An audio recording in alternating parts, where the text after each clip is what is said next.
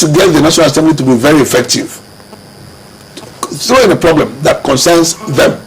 All of them will come to the chambers will full. Tell us what you think about this affecting the National Assembly. Do you see anything change in the National Assembly? This is the majority of what? Will they now remember one of them who left, who now claims to be a crusader? He didn't return the money collected, Dino Melai. He didn't return the money collected when he was there. He's only telling us now he's born again. He's a born again crusader. For as long as it does not affect them, they are going to continue what they're doing. Whether APC, CP, any name you like, call them PDP. No, because we can already see that it would seem that the National Assembly is already some trouble for the executive arm of government. Do you see it getting worse as 2015 approaches? No, what I'm telling you is that they are working, all of them, in the National Assembly, from the President of Senate to Speaker of the House to the, well, there's no smaller person, to everybody in the National Assembly. For as long as it does not affect their take home, there's no problem.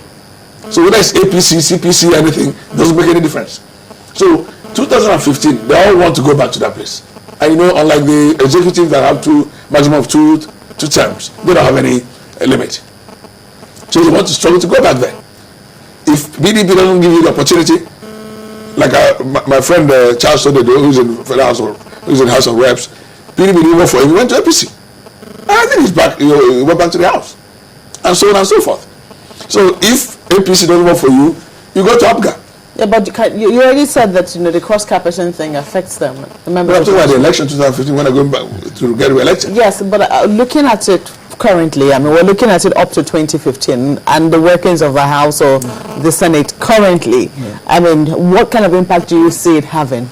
Okay, cross-capitation. Yes, in terms of how things are going to be, done in the House remember, or the Senate. If you don't like what's happening, where do you go to? You go to court. Now, I move over from PDP to APC. And you say, no, you shouldn't have done that. You lose your seat. We'll go to court. Meanwhile, I'm still collecting my allowances. We'll go to court. Now, I'll tell you because there's actually a split. Now, that means PDP is a faction. It's a full faction. Why you're arguing that it's 2015, and I go for fresh election now under APC, and I win, I come back. So they continue with that case. Wouldn't it be just a mere academic exercise? Yeah, but in terms of getting things passed by the executive arm of government, for instance, the budget for 2014. Do you think that the budget won't be passed? Even if APC was the majority? The question is, with what's at what cost? Well, at what cost to who? That's what you're getting my point now. At what cost to, not at what cost to to President Jonathan. It's at what cost to the Nigerian. That's the problem. All this thing is about you. That's cost to you, not cost to them. The cost to you, when somebody loses, somebody's getting something. So what is happening is that we lose money, they make the money.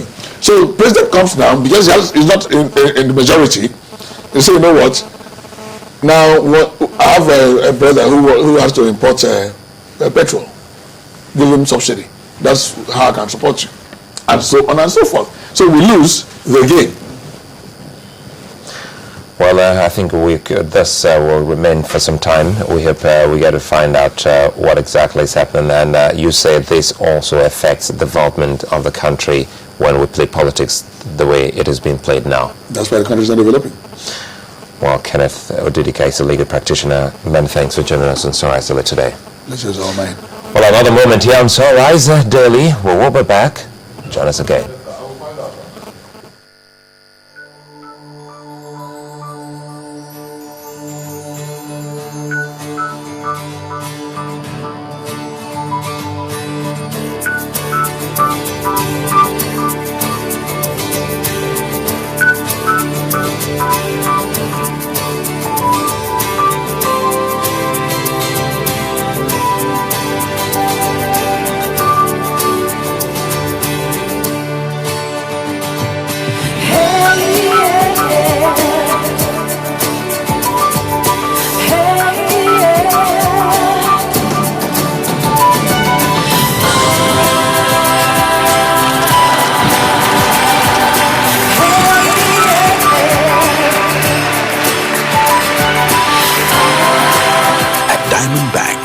We believe no idea is too small and no dream too big to come true.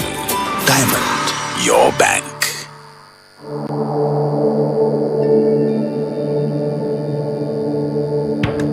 Ask yourself, what does everyone want in life? 1, quality. You should never compromise on quality. I never do. 2, speed. You think fast, so you want your data connection to be even faster. And of course, everyone wants to be appreciated.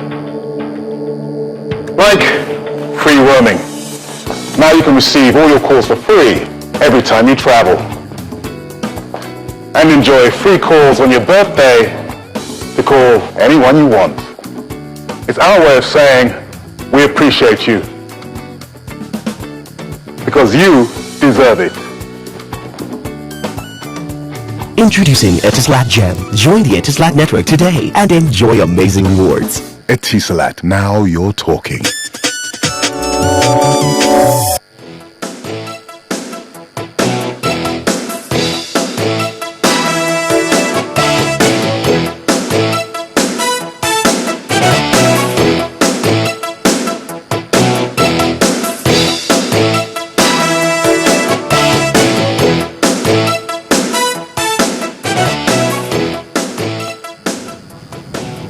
Still on the measure or the campaign of some governors to the opposition APC or the party or Progressives Congress, so the journalists to look at that. We're also looking at the legal implication. It's Boris Oshona. He's also a lawyer.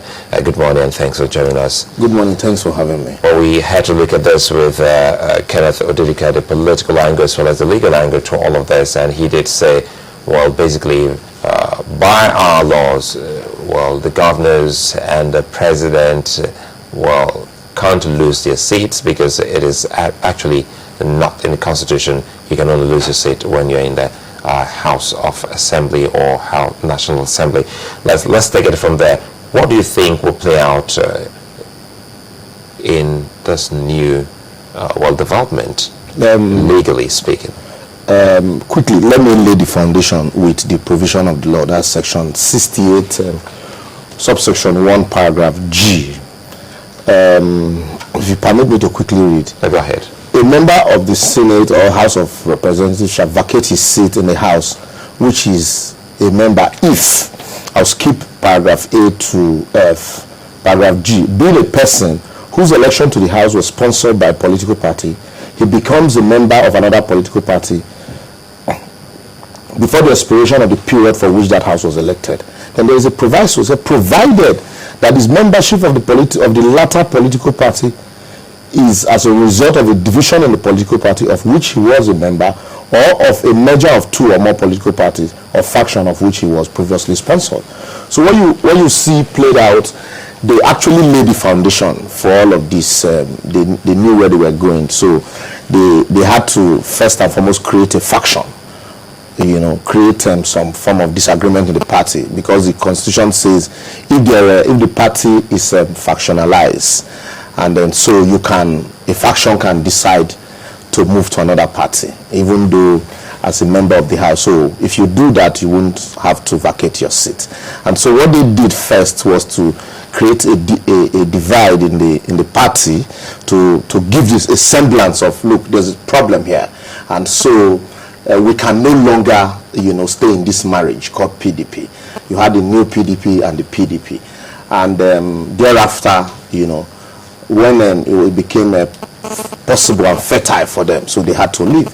And so if you look at it from that angle, you cannot now say that they will vacate their seat, because it is clear that there's a problem in PDP. And if it happens at the State House of Assembly, in some cases where a member defects as a result of factionalization in the party, and in cases where the governor controls because we know the governor controls the state assembly in most cases. So what you see play out in some cases, they now maybe set up panels to deal with such erring members for misconduct. They always have a way of handling it. But this one, with of such magnitude, I think there is